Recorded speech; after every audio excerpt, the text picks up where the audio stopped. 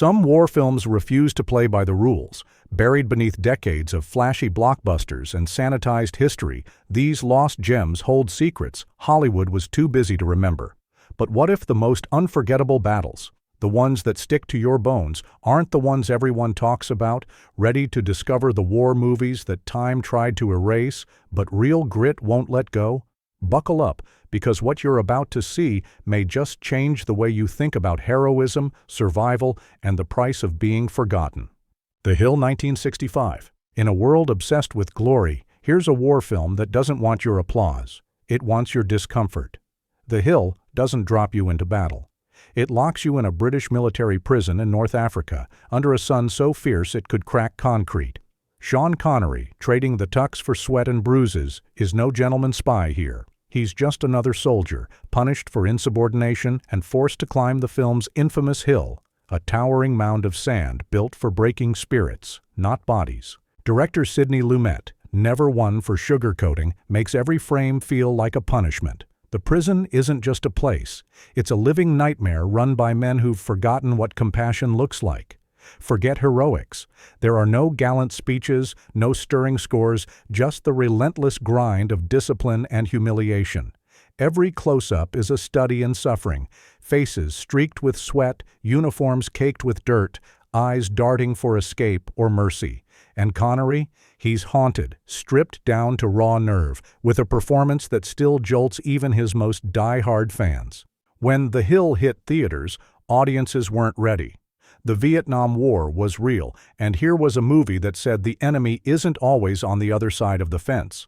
Critics called it bleak, even brutal, but those who looked closer saw the genius. It's a parable about authority gone mad and the way systems eat their own. There's no easy victory, just a gnawing question. When does following orders become a crime? Over time, The Hill found its audience, fans who wanted more from a war movie than flag-waving and explosions.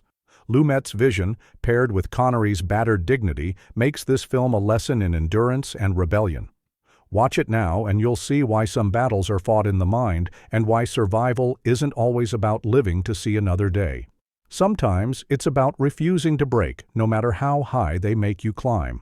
Hell is for Heroes, 1962. Strip away the medals and the marching bands. Here, war is nothing but a patch of muddy, bombed-out ground and a handful of exhausted GIs who are just trying to stay alive until the next sunrise. That's Hell is for Heroes, in a nutshell, raw, unvarnished, and determined to show you what courage really looks like when nobody is looking. Steve McQueen is the soul of this movie, and he barely says a word. His character, Reese, is a loner dumped onto the front lines in France, where the Allies are stretched thin and the German army is about to roll over them. There's no time for speeches, and there's certainly no room for ego. The men, played by an oddball mix, including James Coburn, Bobby Darin, and Fess Parker, are told to hold a section of the Siegfried Line at all costs. The problem is, there's almost nobody left to hold it, so they fake it. They make noise, set up phony positions, and bluff the enemy, praying no one calls their bluff before help arrives. Don Siegel directs like a man who's seen it all and doesn't care about frills. He films the night like a tomb, the combat like a bad dream. McQueen's performance is all tension, nerves, and barely contained violence. You don't root for him exactly. You watch him, trying to guess if he'll snap desert or save the day. In a world full of shiny war heroes, Hell is for Heroes is about the guys who are just stubborn enough not to quit. Critics didn't know what to make of it. Where was the glory? Where was the triumph? Instead, Siegel gives us fear, resourcefulness, and pure desperation. In the end, nobody feels like a winner. That's the point. Hell is for Heroes whispers a truth that most war movies run from. Sometimes, survival is the only thing worth celebrating. And sometimes the bravest thing a soldier can do is not to run, but to stand in the mud, terrified, and fake courage until it becomes real. The Train, 1964. A locomotive pounds through Nazi-occupied France, but forget everything you know about train movies. The Train is an all-out, steel-crunching, nerve-wracking war film, where every decision could cost a life, a masterpiece, or a soul. Burt Lancaster is the battered French resistance leader forced into an impossible gamble. Stop a German officer from stealing France's greatest art treasures by, yes, literally derailing a real train. John Frankenheimer directs with the ferocity of a man who doesn't believe in special effects. Every crash you see on screen is real.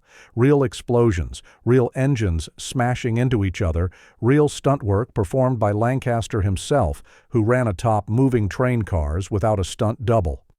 In a decade filled with paint-by-numbers war stories, The Train is pure chaos, gritty, sweaty, every scene humming with tension. But it isn't just spectacle. The film's heart is a moral dilemma. What is art really worth when the world is burning? Lancaster's character, Labiche, wants nothing to do with paintings and sculptures. He's a railroad man. But as the Nazis threaten to erase centuries of culture in one final act of greed, even the toughest cynic is forced to choose: risk everything for a pile of canvases or surrender the soul of a nation for a few more days of survival. Ignored by awards, The Train was too smart, too rough, and too unsentimental for its time. It's a war film that doesn't care about patriotism or revenge. It cares about what makes life worth fighting for, even when victory seems pointless. If you want a war movie that punches you in the gut, rattles your nerves, and makes you question what you'd risk for beauty, The Train is the one you'll never forget. All aboard, just don't expect a comfortable ride. King and Country, 1964. Imagine war not as heroism or glory, but as a courtroom, cold, damp, and pitiless. King and Country drops you right into a British trench in World War I, where mud is thicker than hope and the enemy sometimes sits in your own barracks. This is not a battle movie. It's a gut punch, a chamber drama about justice gone wrong. Tom Courtenay plays Private Hamp, a quiet, shell-shocked soldier on trial for desertion. Dirk Bogarde is the officer assigned to defend him, a man caught between compassion and military law, trying to make sense of a system that grinds men down and spits them out. Joseph Losey's direction is merciless. He frames every shot to feel claustrophobic, trapping both the prisoner and viewer in a world where rules are more important than mercy, and where doing the right thing might mean sending a broken man to die. There are no sweeping battle scenes here, no uplifting speeches. The film builds its tension through silence, through the haunted faces of soldiers who know that after the trial, nothing changes. The shells will still fall, the mud will still suck at their boots, and the war will drag on. What's left when the law demands a life for discipline's sake? King and Country was released to polite shrugs. It wasn't showy enough for Oscar voters, too real for audiences hungry for escape. But decades later, it stands as one of the most searing indictments of military justice ever filmed, a meditation on fear, responsibility, and the high price of obedience. Watch it, and you'll walk away with mud on your boots and the taste of injustice in your mouth. Sometimes the bravest act in war isn't fighting the enemy. It's standing up to your own side. Attack on the Iron Coast, 1968. No capes, no superheroes, just a battered ship, a handful of British commandos, and a plan so crazy it sounds like fiction. Attack on the Iron Coast is the definition of a forgotten gem. Inspired by the real-life raid on St. Nazaire, this one throws you headlong into the most dangerous mission you've never heard of. Lloyd Bridges leads the charge, every wrinkle and grimace telling you this is a man who knows he might not make it home. The mission: slam an explosives-packed ship into a German-occupied French dock, then blow it sky-high to cripple the Nazi war machine. Sounds impossible? That's because it practically was. Director Paul Wendkos doesn't waste time with speeches or side plots. He shoots the action with a blue-collar realism, filling the frame with smoke, gunfire, and the terrifying clatter of boots on metal decks.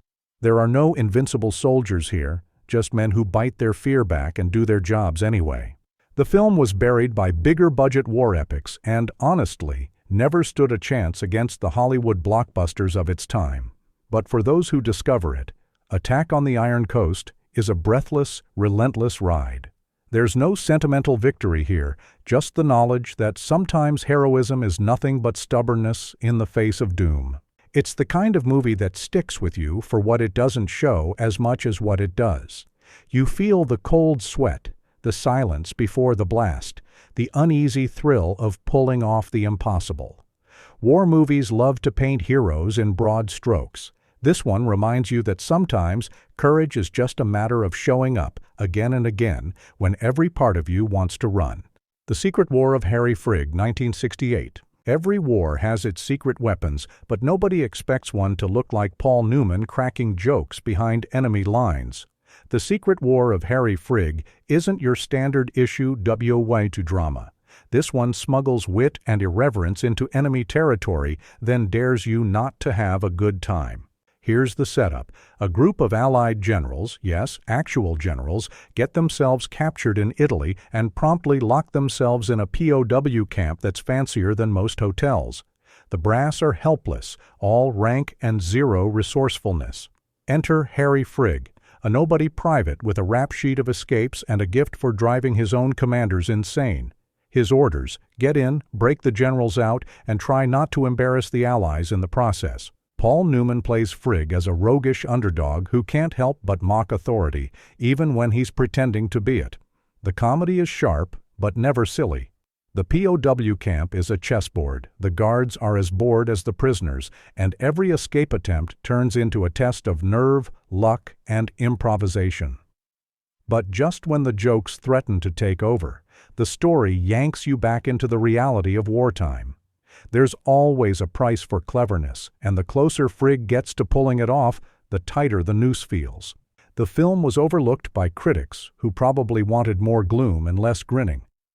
But it's precisely this breezy charm, this refusal to see war as nothing but mud and misery, that makes The Secret War of Harry Frigg so memorable. Underneath the laughs is a quiet truth. Sometimes survival isn't about brute force or discipline. Sometimes the best weapon is a quick mind and the guts to laugh in the face of disaster. Newman makes you root for the trickster, not because he's above it all, but because he knows exactly what's at stake. Too Late the Hero, 1969. You think you know who the hero is. Think again. In Too Late the Hero, the only thing more dangerous than enemy bullets is the slow rot of doubt, about orders, about friendship, about who's going to sell you out when things get rough. Michael Caine and Cliff Robertson star in this jungle warfare pressure cooker, where every step through the grass might be your last and every ally could become a traitor before sundown. Set in the Pacific Theater, the film throws together a ragtag British-American squad with one goal: sabotage a Japanese radio outpost deep behind enemy lines. But here's the catch: nobody wants to be here. Robertson's character is a reluctant linguist dragged into hell, while Caine is the cynical, been-there-seen-that soldier who trusts no one. As the mission unfolds, paranoia seeps in.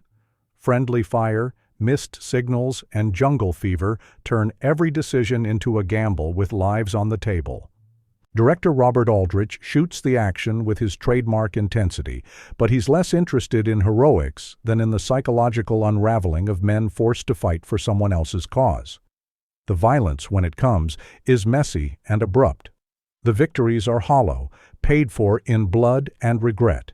And as the squad's numbers dwindle, the question becomes not who the hero is, but if there's any hero left to find. Audiences in 1969 expected straightforward war stories. What they got was a biting, bleak exploration of loyalty, cowardice, and the awful price of waiting too long to do the right thing.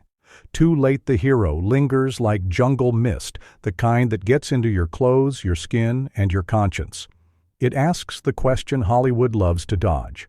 What if the real enemy is the part of us that waits until it's too late to act? The Long and the Short and the Tall, 1961. Forget parades and glorious charges. This is war as a claustrophobic panic attack in the dripping, mosquito-haunted Burmese jungle.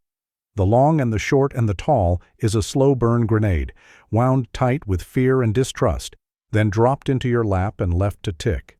There's barely a battle in sight. The real conflict is between men trapped with their own worst instincts. A British patrol, led by Lawrence Harvey's uptight sergeant, is cut off behind enemy lines. With Richard Harris snarling and brooding as the troublemaking private, the stage is set for a study in tension, one that never lets up. The soldiers stumble across a lone Japanese scout, and suddenly the question is not how to win the war, but whether they can even trust each other not to snap. Paranoia explodes, accusations fly. There's shouting, weeping, and moments of devastating silence. Adapted from a hit play, the film is all about faces, sweat-slick, dirt-smeared, eyes darting in fear or accusation. Director Leslie Norman refuses to cut away from the discomfort, making you feel the jungle closing in, the radio static, the constant threat of betrayal. What starts as a test of courage turns into a slow-motion collapse of discipline as the line between soldier and victim blurs into nothing. At release, audiences were divided. Some wanted action. Others saw the genius in the film's psychological realism. But there's a reason this one still creeps under your skin. It isn't about winning, losing, or even surviving. It's about what happens to men when there's nowhere left to run except into themselves. Watch it, and you might just feel the jungle closing in around you. War isn't just a fight against the enemy. It's a battle with your own darkness. Play Dirty 1969. Ever wonder what war would look like if everyone threw out the rule book and just played to win? Play Dirty doesn't just blur the lines between good guys and bad guys, it sets them on fire and laughs at the ashes.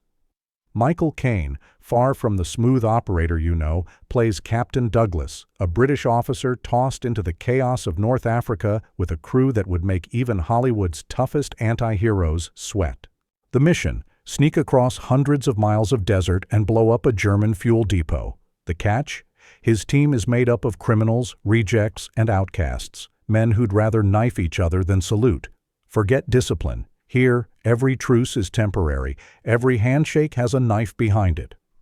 André de Toth directs with a documentary-style grit, sand in your eyes, sweat on your neck, and tension that sticks to your ribs. From the first ambush to the brutal sun-baked finale, there's no time to breathe.